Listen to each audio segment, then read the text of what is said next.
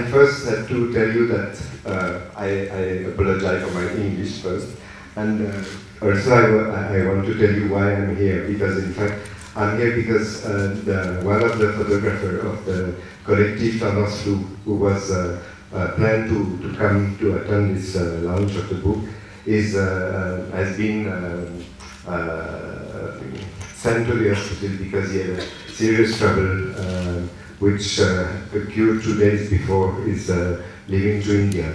So he deeply apologized not to be here, and I apologize to be here at this place. But I'm very happy to introduce this program, because it's a project which is very dear to me and to the Embassy of France, to the Lalit Kala and to the Française network in India. Because first, it's as you will see, it's a very interesting project and a very unusual project also in terms of size and in terms of interest, as well as photography as a human part of it. This project is called MAD in India, but in fact the MAD in concerns the photographers of Tendance Floue, because they've been mad enough to start this project. They did the first MAD in China last year, and in fact we met them after seeing the project and the book they published after doing that in China. And when we saw the projection of this work they made in China, we instantly went to meet them with the attaché culturel from the French embassy to ask them if they would dare to do the same thing in India. Why dare? Why is it a daring thing? It's because in fact everything has been done in 3 weeks, which is one reason more to call it a MAD project. They did the photograph in 2 weeks. They came to India in April. There were 12 photographers, 2 journalists, and 1 graphic designer. They came to India to make photographs. They spread all over India. For each of them went into different regions, and they spent 2 weeks photographing. And the 3rd week they came all together in Delhi in a small hotel, which they occupied completely, and they made the editing and the layout of the book. And the book has been conceived in 1 week while they were processing the films in the lab, and every 2 hours they were filmed, which were coming back to the hotel. We had a big terrace in the hotel with a lot of walls around, and we put all the thumbnail of the photograph, and the book has been made like that. So you will see the projection, which show in a very interesting way the whole process. And the other thing which was very important for us was to involve Indian authors in the process of the book. You will. The challenging side of it was to ask Indian author to write about this project. But the problem was that no one could see the picture, because when they start to know about the project, the photographer was still in the process of making the photograph. So they couldn't write about the photograph. And in fact, what interested the collective of photographers was to have their own vision of the country, crossing or interweave with the vision of what the French Indian writer could do. And as it's a MAD project, you need miracles. So the big miracle is that all the text which we received in 3 weeks, because the text has been done also in 3 weeks, which is the same challenge that the photographer was facing, is that it fits, all the text fits exactly in the book. We don't know how, we didn't understand how, but it's like that. And it gives a kind of complementary vision which is added to the photograph, give this kind of miracle. So I think that now you understand a little bit better why it's called Mad in India. So I think we can have a look on the projection, and after I'm sure you will have a lot of questions to ask me. Thank you. Now, seeing this clip, one would kind of, there was a sense of melancholy in the entire piece. And where it has, the pictures have been taken, one would expect kind of a spiritual elevation, because the area that you have, the photographer which has gone there, that is it that it's a chance capturing of lens, that all this melancholy is there, or is it the dichotomy of the religion that has been shown particularly by the photographer? Photography is dealing with the reality, and the photographer is a human mind, not only an eye, but a mind. When you are facing a reality, you are seeing it, but you are also feeling it. The melancholy you saw, I think, is also in the photographer's mind. And I would say that, to me, a good photographer is able to show the reality, but seen through his eye, but even more through his soul. And I think Kachi is a particularly good place to speak about the soul. And he was trying to show the soul of these people, but doing that is, I think he showed his own soul even stronger. I have one question. I think the good question we can ask Alaine Willaume is why the title, Made in India? So, as I said, and as you may better understand now, the madness is into the photographer's spirits and in the challenge of making such a project possible. The other thing is, of course, it fits with any kind of subject, because you can show any kind of reality with a lot of humor, or a lot of madness, or a lot of seriousness, and all this comes to my mind, it's the way that photography is useful for our way of better understanding the world, is to be able to see the reality where we all live in, but to interpret, or to see it interpreted by different people. And the strength of a real photographer, or I mean, of a photographer as an author, is to be able to convey his own sense of reality and interact it with the reality we all know. So this mix of the reality you know yourself and the way that the photographer is looking at it is a very rich way of making reality richer or deeper or any possible. Now, what I've seen in the whole set of about 11 photographers who have been working is just poverty and poverty and poverty. Is that the only reality that India has to show? That is my question. India is amongst the top economies of the country, worldwide, we say. And what I have seen today is only a part. I do not deny it's not real. I say it is real.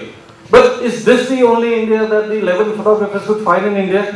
Yeah. To me, the balance is quite right in the sense, and that there are the photographer has shown at least 30%, I would say, are about the richness of India, the new cities and the infotech societies, companies, and the mix of them, which is for me a very interesting work in that piece, in that projection, and in the book is the photograph which has been made by Meyer, who should have been here today, who deal with photomontage showing some category of people in a different kind of background.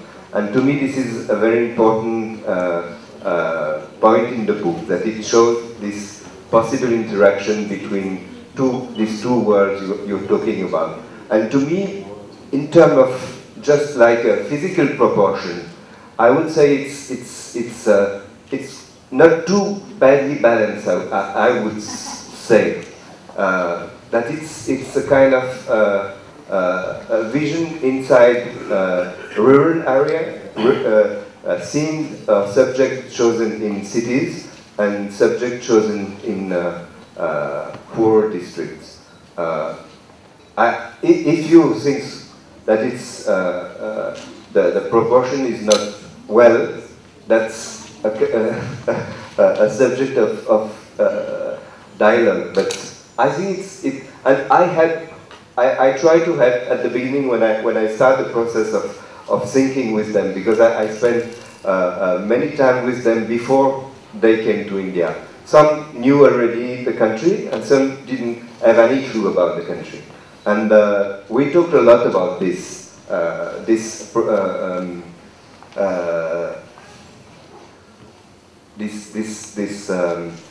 reflex to speak about India as a country where it's the dividing between rich and poor is always shown.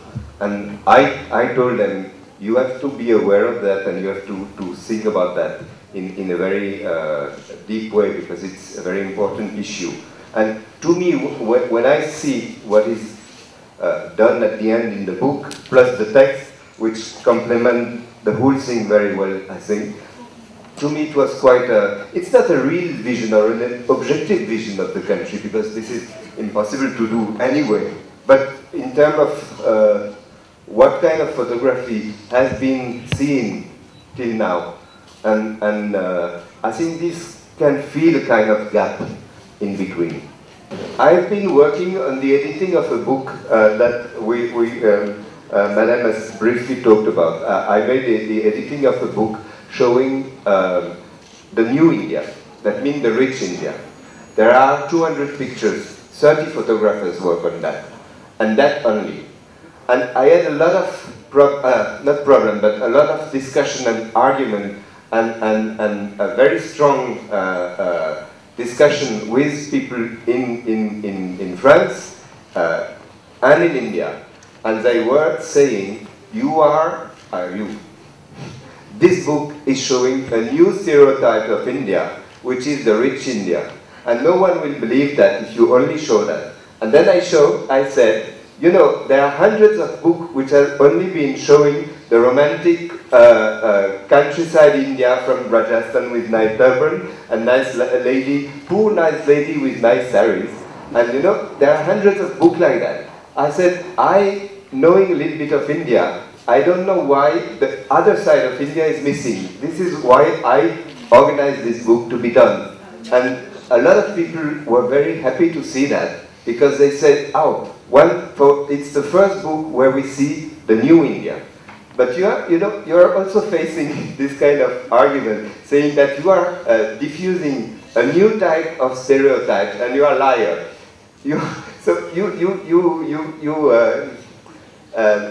When you show only the romantic India, you lie. When you show only the new rich India, you lie. And when you try to mix together, it's a very difficult balance to achieve. So here they try, I think, to get this balance a little bit more. But it's a very difficult question, that, of course, especially with such a diverse country, which is why I still come here after 30 years, you know. How would people in your country react if he made a film, the Indian made a film made in France? Oh, welcome, do it. I buy it straight away. I'm sure. I'm waiting for that for years. Thank you. You know, I managed to get some funding for the French to work in India and to bring new things. So I hope India will fund this kind of idea and initiative. would just like to say something that the French embassy has just given a residency program to a photographer this year who went to France to work on the suburbs of France. And I was very happy about this kind of initiative. It's a very rare that some Indian photographer can come and work on such a critical issue in France, and I'm very looking forward to seeing the result. And I would love to see hundreds of Indian photographers coming to France and showing things which are not going well. I would be very happy to see them, because there are a lot of things to show. And I can add to it, because I've been myself going to France quite often. This is a project designed and devised by the French embassy in India. I think our embassy should take the initiative and would not stop it. Yeah. How was the selection made about the cities that you captured? That was up to the photographers. They had some impulse to go somewhere other didn't know, and we discussed, and that came out of the people. It was not an assignment by anyone to anyone. They just chose what they wanted to do, following their idea, their fantasy, or their knowledge of the country. Some didn't know anything about the country, some knew quite a lot, and so they chose like that. I have a question. Why show only sad faces? I mean, the theme is, okay, melancholy or very sad. When you're showing poverty, you're showing negatives, people still smile. If you go to a slum in India, you'll find smiling people. On the happiness index of the world, India is one of the happiest countries. They actually quantified that. Even during showing poverty or the negatives or something else, why not show happy faces? There are only two people smiling in this, for the last two people who are probably responsible for the book along with you. Why not anyone else? But in the Dharavi series, the people are very, I was attracted by the serene and smiling face that there is in this series, which is not at all pushing the button of poverty to me. Although it's a very poor area, as you know. And to me it was a very interesting way of looking at it, not at all pushing the sordidness of, or how do you say, playing on the poverty spectacle, but showing people which are very, in a very noble way, a very human way, even smiling way. And to me, that was something which struck me, to go in a slum like Dharavi and bring images like this, which are not at all in that way.